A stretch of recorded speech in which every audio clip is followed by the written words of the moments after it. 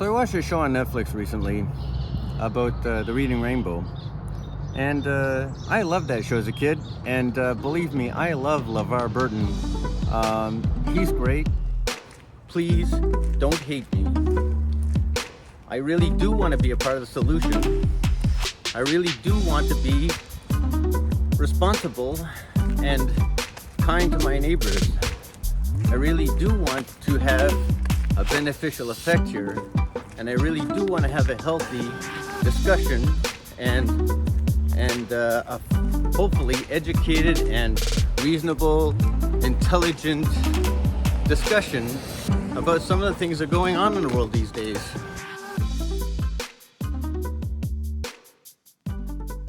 He's a beautiful, gentle, kind, gracious soul. Had a wonderful manner with kids.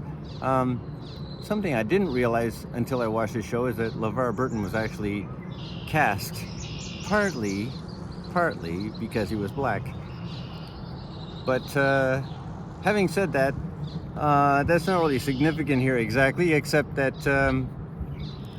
something interesting LeVar Burton said when he in the show and became kind of a theme for him is that he felt that there ought to be more good roles for black people in Hollywood. So that may or may not be true. Let's accept for a moment that it is true, but what he felt, what he saw, was a perception. He didn't study it. He didn't quote facts, or it's not something that he looked into exactly. It was his gut reaction, his feeling about Hollywood. And this is just after he came off of Roots, which is significant because Roots was a groundbreaking show about the slave experience from the point of view of black people. And there were quite a few significant other major black actors in that film that were senior to LeVar Burton. But nevertheless, that fact notwithstanding, that was his gut reaction, that was his feeling, and that was before he had a lot of experience in Hollywood. So then that would be something that didn't come from his experience exactly. That would be something that he was perceiving of Hollywood before he got to Hollywood. The only reason that's important is because if you have a feeling that what it says to me is that LeVar Burton didn't feel like he was going to be welcomed in Hollywood, like he was going to get resistance because he was black, because there weren't enough people in Hollywood making Hollywood films for him and for people of color. And so he felt like he was going to be a little alone, or like it was going to be a difficult battle for him because there weren't enough people in Hollywood who were black. Okay, that might be true, but that's his perception of Hollywood.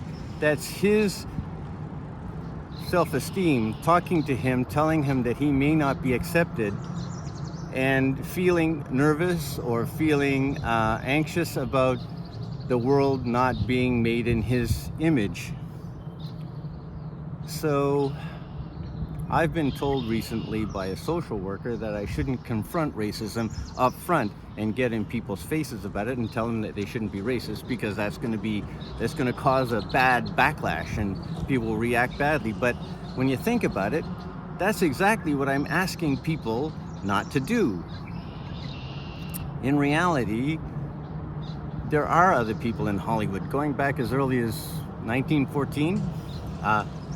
Sam Lucas, a leading man in a Hollywood picture, got an Academy Award for that, and so on, in the early days of Academy Awards. That goes back before even Charlie Chaplin. There's been black people in Hollywood in leading roles. Now, you may not feel that was a significant role, but there's been lots of other things since then, and lots of other television shows that predated Roots and so on. So if he has this perception that Hollywood isn't made in his image, that there ought to be more roles for black people, well, you have to understand that there have to be more black people in Hollywood first So, like for instance, right now there's a trend. There's more people writing stories about the gay experience, gay love stories, and so on in films. This is pretty new. You know, it's not something that's been displayed on screen. There's been some gay people in television, more or less, going way back. But right now, the gay experience, being gay, being a gay man, and that story is only coming out because gay people are writing stories about it, and they're making it to film because somebody's producing them. So probably, anyway, the point being, gay people are writing stories about gay people.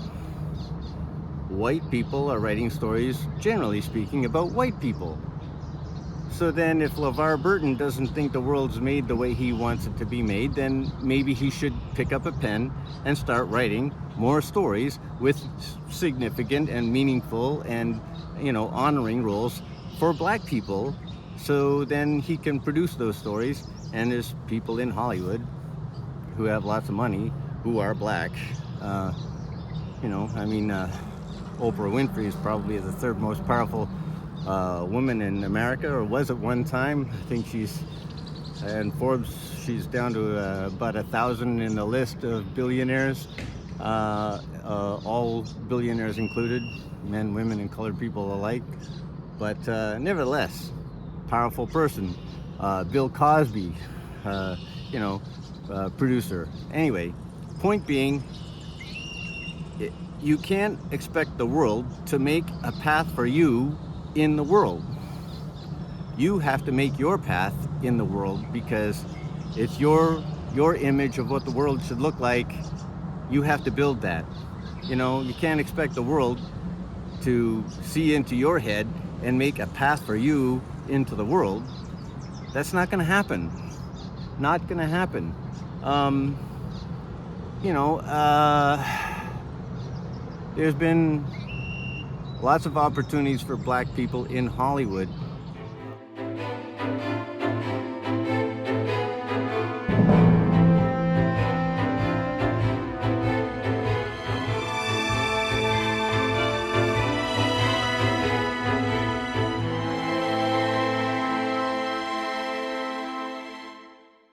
So I hope you'll join me as we continue looking into the various things that separate us and how we can maybe defeat those obstacles.